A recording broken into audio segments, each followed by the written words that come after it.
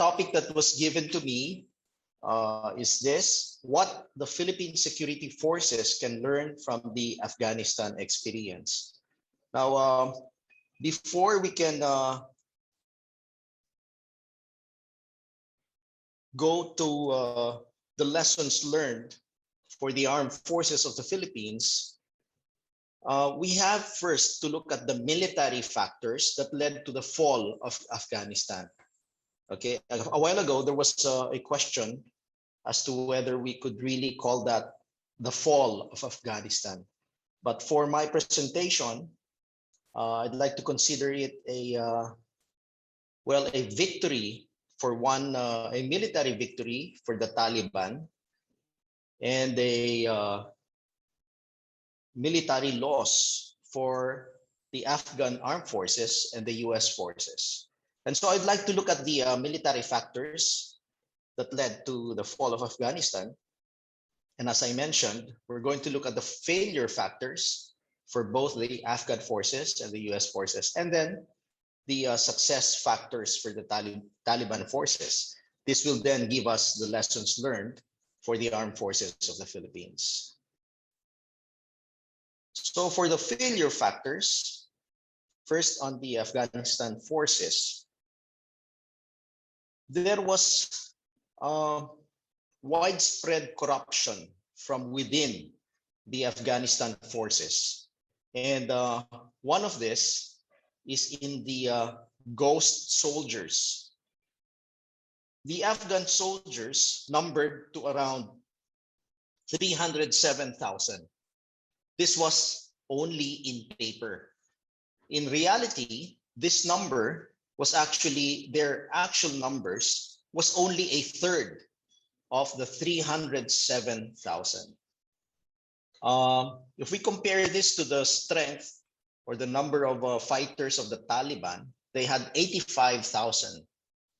And if you compare this further with the armed forces of the Philippines, we have 120,000 members of the AFP, which includes the Philippine Army, the Philippine Navy, and the Philippine Air Force. So the corruption came in when the leaders perhaps pocketed the pay of the remaining 2/3 of the total number of Afghan soldiers. Okay.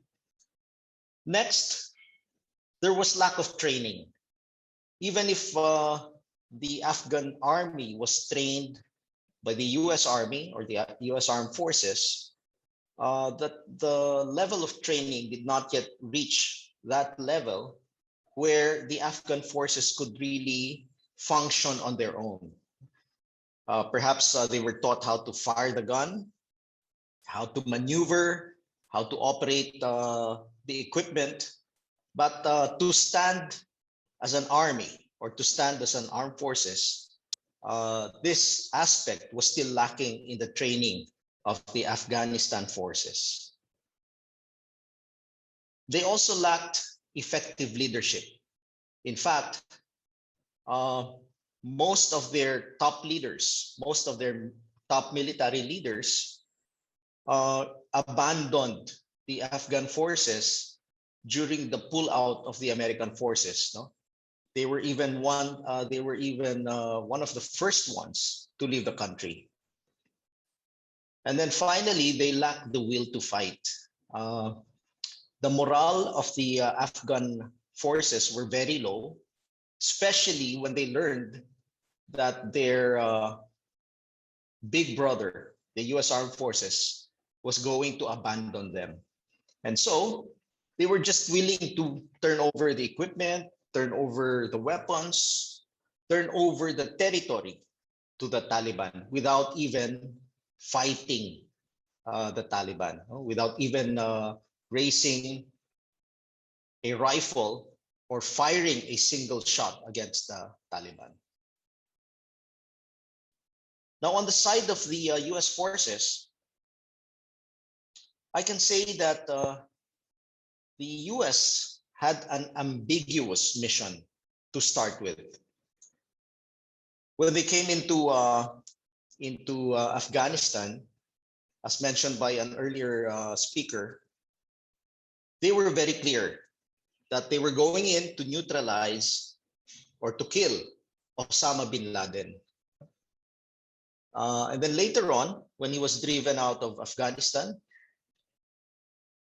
they were a bit confused as to whether they would go on. And so they stayed on in order to fight terrorism, fight the Al-Qaeda or fight whatever group was going to cuddle terrorists like the Taliban. Later on, it transitioned to nation building. So there wasn't a real definition of the mission, the actual mission of the U.S. Armed Forces in Afghanistan, and this led to the lack of an exit strategy. Now, for every military mission, one of the things that has to be defined in the plan is an exit strategy. And in the case of the U.S. Armed Forces, they didn't have this. They did not have the parameters. They did not set the parameters which would determine at the exact time at which they would pull out or at which they would cease or stop their operations. Now, let's look at the other side of the coin, the Taliban forces. Let's look at their success factors. The Taliban forces were very determined and motivated. They have been fighting for several years. And in fact, they have been fighting to regain power, after they lost it in 2001. So they had a very clear objective. And here in this picture, we could see them moving towards Kabul in order to seize the capital, and seize power. So from all of this, after looking at the failure factors and success factors, we can then draw some lessons learned for the armed forces of the Philippines. So for us, it is very important that we invest in a professional armed forces of the Philippines. An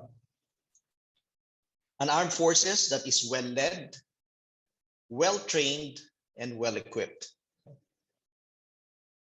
But more importantly, we have to have a well-motivated armed forces of the Philippines. And I guess we are not lacking in this aspect, because your armed forces of the Philippines has been fighting wars for several decades now.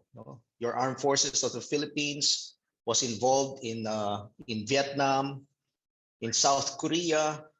We have gone into Cambodia as well. And we have been fighting the communist terrorists here in our own land.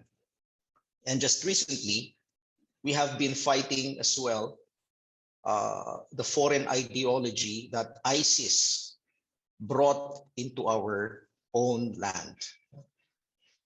And then finally, whenever we are given a mission, we have to be very clear as to our objectives. We have to have a very clear mission, so that in that mission, we will define when we have to stop that mission. We have to look at the parameters, and we have to have an exit strategy. So, ladies and gentlemen, that's it for my portion. I hope that I was able to impart some of my insights, and I'm ready to answer your questions later on. Thank you.